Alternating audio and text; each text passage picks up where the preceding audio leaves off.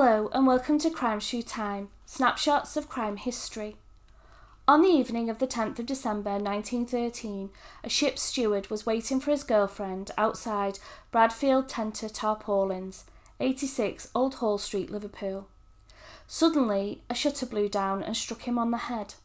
A man from inside the shop shouted his apologies and gave him 2 shillings as compensation for his damaged hat. He then watched the man with an accomplice awkwardly push a handcart down the road. What he didn't know was he was witnessing the disposal of a murdered woman's body. Christina Catherine Bradfield was the manageress at her brother's tarpaulin manufacturing business. She was described as firm but fair, a good businesswoman with impeccable character. She employed 22-year-old George Ball as a tarpaulin packer and 18-year-old Samuel Eltoff as a cart hand.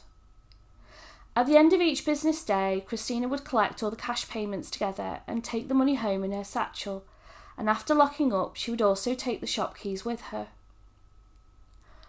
On the evening of the 10th of December, she was betrayed by her own employees. George beat her numerous times around the head with a marlin spike. She died from her wounds. He then partially stripped her, removing her corset and lower clothes. This allowed her to be trussed up and her thighs and legs bound to her waist and neck. She was placed into a sack, which was weighed down with iron and tied up with rope. George used his packing skills to stitch the canvas of the sack to create a fairly complete parcel, with only her feet and ankles protruding. Finally, the sack was placed in the handcart. The men pushed the cart to the Leeds and Liverpool Canal, where they threw her into the water. When Christina didn't arrive at the shop the following morning, it was immediately reported to the police.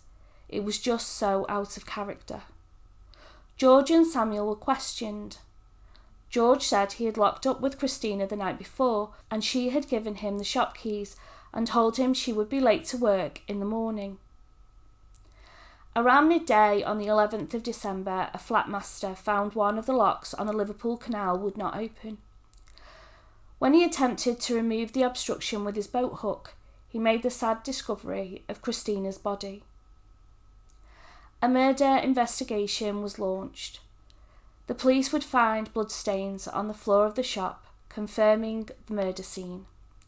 Officers were dispatched to arrest both George and Samuel, who had both admitted that they were the last to see Christina at the shop.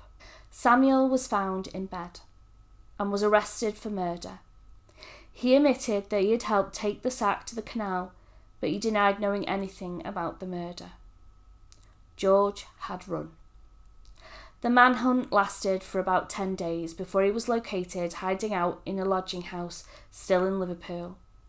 However, he gave his name as Albert King. He had donned a heavy disguise, wearing an eye shade and glasses, and for some reason shaved off his eyebrows. But it just delayed the inevitable, and police would confirm his real identity. George would then admit he was there when Christina was killed, but the culprit was a stranger there to rob the shop. The police stated that Christina would have had £7 in her satchel ready to take home. Inquiries proved that between the 15th and 20th of December 1913, George had been spending well above his means. A sailor came forward as a witness to George being uncharacteristically flush with money.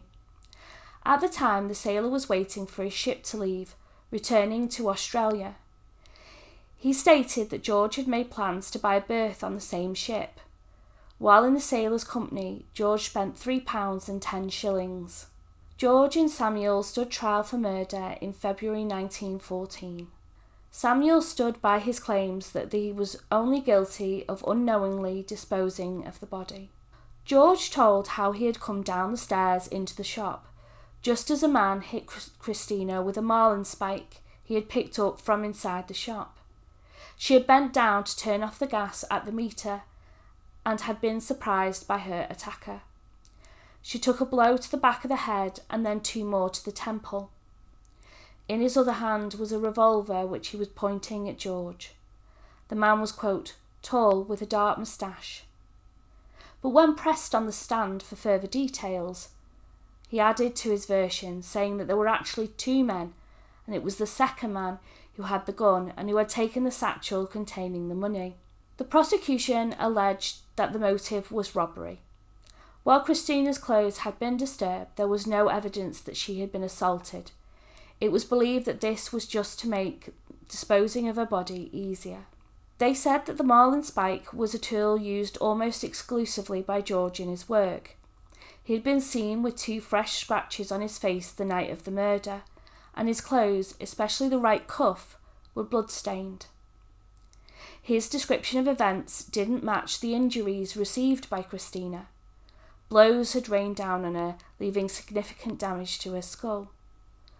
Plus, when he was arrested, he had Christina's watch in his pocket.